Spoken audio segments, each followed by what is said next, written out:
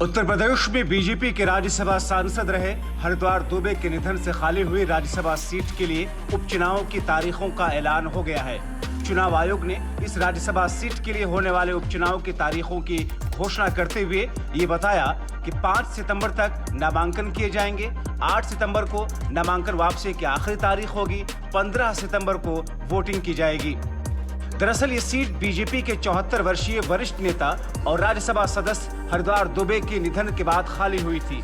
इसी साल 26 जून को हार्ट अटैक की वजह से दिल्ली के अस्पताल में उनका निधन हुआ था। हरिद्वार दुबे जनसंघ जमाने के नेता थे। आगरा क्षेत्र में उनकी जबरदस्त पकड़ थी।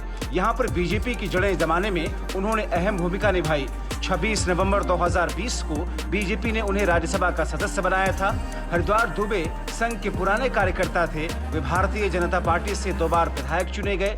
दुबे कल्याण सिंह शासन में वित्त राज्य मंत्री भी रहे। साल 2020 में वो उत्तर प्रदेश से राज्यसभा सांसद चुने गए थे। इसके अलावा हरिद्वार दुबे भारतीय जनता पार्टी संगठन में भी कई पदों पर रह चुके थे।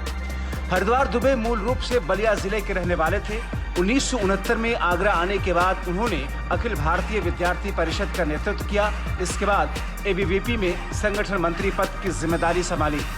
1989 में आगरा छावनी से बीजेपी के टिकट पर विधायक चुने गए। 1991 में दोबारा चुनाव जीतकर कल्याण सिंह की सरकार में वित्त राज्य मंत्री बनाए गए। साल 2011 में उन्होंने बीजेपी प्रवक्ता और 2013 में प्रदेश उपाध्यक्ष पद की जिम्मेदारी भी संभाली। तो अब जबकि खाली हुई उनकी इस सीट पर उपचुनाव के लिए तारीखों का ऐलान हो चुका है, जाहिर तौर पर तमाम पार्टियां इसके लिए जी जान से लगी हैं। Bureau report, TV7 Bharat.